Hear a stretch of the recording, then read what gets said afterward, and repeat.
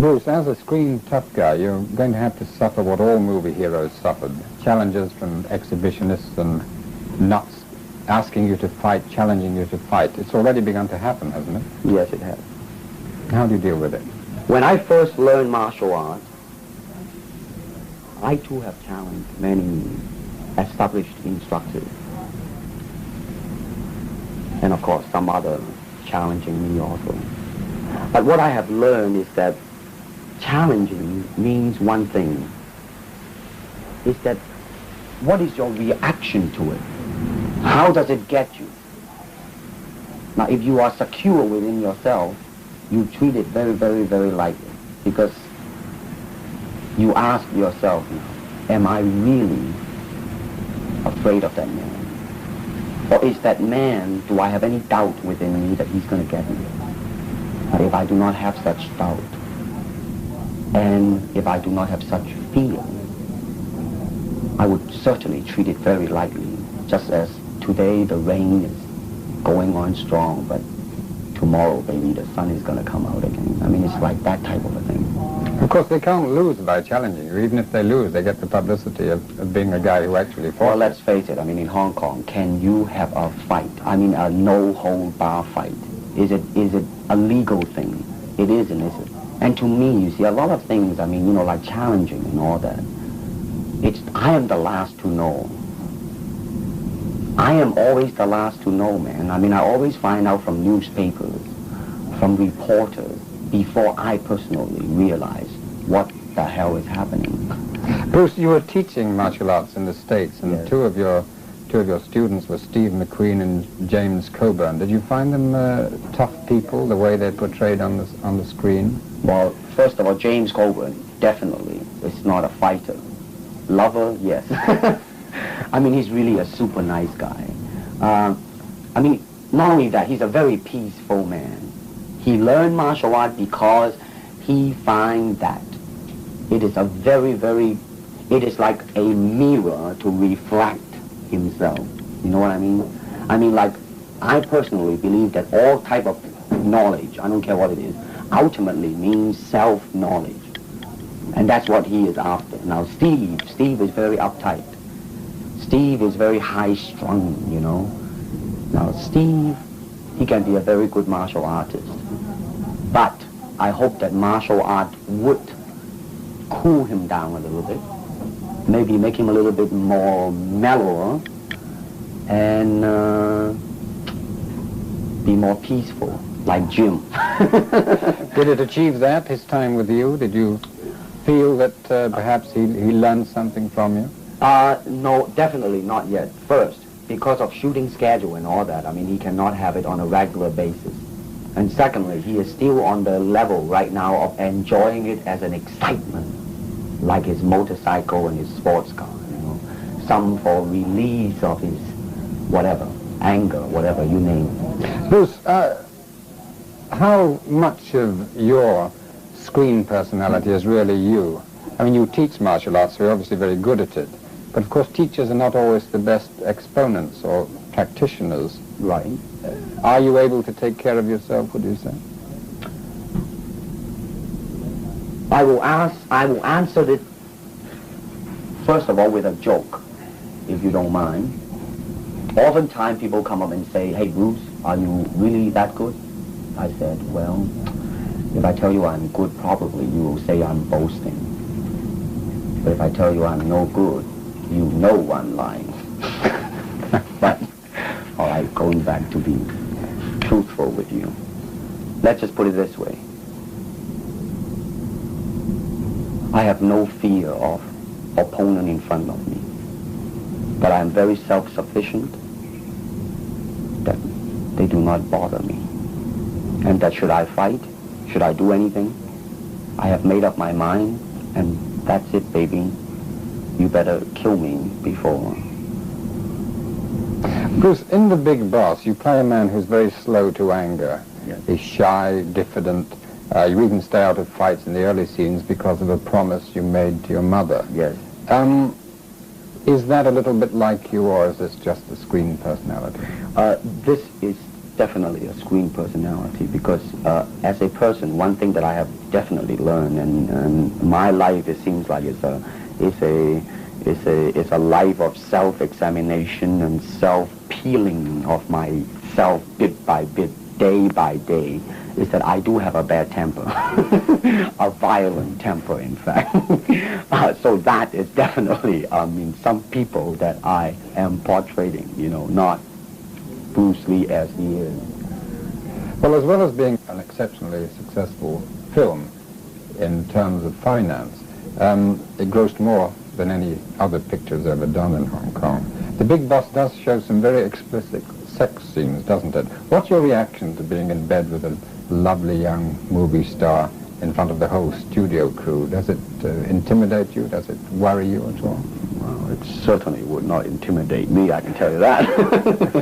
Well, it's all right as long as the script justifies it. But I definitely do not agree to put something in there just for the heck of it because it is an exploitation. Like, for instance, when I start shooting The Big Boss, the first question was asked, hey man, how many thousands of feet of films, my English is getting terrible now, is it going to be? My reaction is that, first of all, why do I start fighting? You see what I'm saying? Yeah, motivation. Definitely. You see, but it seems like to be the thing now that they go for blood, sex, just merely for the sake of sex and merely for the sake of blood. May I ask you a question that's been puzzling me since I saw the film? Yeah. At the stage where you decide you're going to get revenge, and yes, that's obviously leading up to the climax, right, you suddenly decide to go off and make love to a girlfriend in a bordello. Yeah. What's the motivation for that? Now, the way I look at that, that was a suggestion of the director. And I accept it in such a way, and that is him being a very simple man. When all of a sudden he made up his mind that he's gonna go and either die, either kill or be killed, right?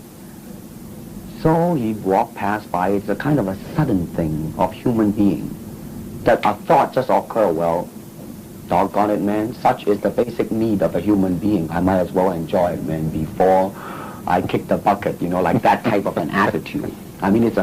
You cannot say it's just an occurrence, I think you'd probably agree, Bruce, that yes, the thing that's limited the appeal of Chinese films to Western audiences is that it's very unusual to find a Chinese actor who can act. And when I say that, I mean act in a Western style, in a manner that would make non-Chinese pay money to see them. You seem to have crossed that barrier. How do you think you've achieved it? Do you think it has to do with your time in the United States? Oh, You yes, studied there, didn't you? Yes, it definitely has, because when I first arrived there, I did the Green Hornet, television series back in '65. And as I look around, man, I saw a lot of human beings. And as I look at myself, I was the only robot there.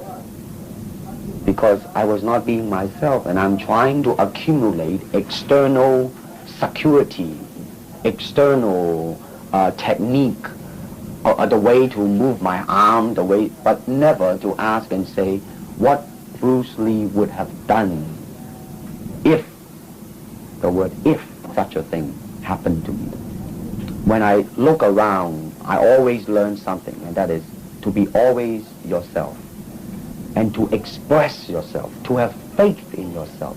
Do not go out and look for a successful personality and duplicate him. Now, that seems to me that is the prevalent thing happening in Hong Kong.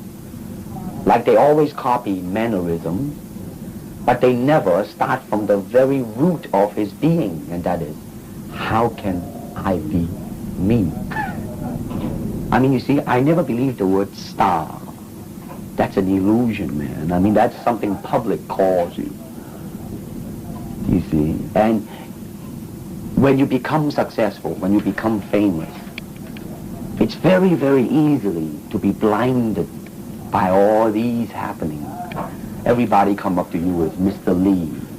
When you have long hair, they'll say, hey man, like that's in, man, baby, that's the in thing. But if you have no name, they'll say, Boy, look at that disgusting juvenile delinquent. I mean, too many people are yes, yes, yes to you all the time, you see. So unless you really at that time have gone through quite a lot and understand what life is about, and that right now, man, some game is happening, and realizing such that is a game, fine and dandy, then it's all right. But most people tend to be blinded by it because, I mean, if things are repeated too many times, you believe in it and it becomes a habit. The danger is believing the public impression of you, That's isn't right, it? man. Your father warned you about the bad things in show business. Yes. Have you met them too? Oh, Apart from the illusion. I mean, of course. Of course. You seem to have come out of it remarkably well. Well, let me put it this way. To be honest and all that, I am not as bad as some of them. But I definitely am not saying that I am a saint. Okay? Could we go back to the fighting? Because Yes. like it or not, it's the thing that you're mainly identified with Yes. at this moment. You know a number of Unfortunately. styles of fighting, karate, judo, Chinese boxing. Yes. And it's a question you must have been asked hundreds of times before. Yes. Which do you think is the most effective? You see, my answer to that is this. There is no such thing as an effective segment of a totality. By that I mean, I personally do not believe in the word style. Why? Because unless there are human beings with 3 arms and 4 legs, unless we have other group of beings on earth that are structurally different from us, then there might be a different style of fighting. Now, why is that? Because we have 2 hands and 2 legs now. The important thing is how can we use it to the maximum? In terms of path, well, straight line, curved line, round lines, they might be slow, but depending on the circumstances, sometimes that might not be slow. And in terms of legs, you can kick up straight, same thing, right? Physically, how can I be so well coordinated? That means you have to be an athlete. That means you gotta have jogging and all this basic ingredient, right? Now, and after all that, then you ask yourself, how can you honestly express yourself at that moment? And being yourself, when you punch, you really want to punch. Not you want to punch because trying to avoid not getting hit, but to really be in with it and express yourself. Now that is to me the most important thing, and that is how can I, in the process of learning how to use my body, to understand myself. Now the unfortunate thing is, now there's boxing, which use hands, judo, which is throwing. Now I'm not putting them down, mind you, but I'm saying one thing that is the bad thing, and that is, because of styles, people are separated. They are not united together because styles became law, man. But the original founder of the style started out with hypotheses. But now it has become the gospel truth. And people that go into it, man, became the product of that. It doesn't matter how you are, who you are, how you are structured, how you are built, how you are made. It doesn't matter. You just go in there and be that product. And that, to me, is not right. Bruce Lee, thank you. Ted, I thank you, man.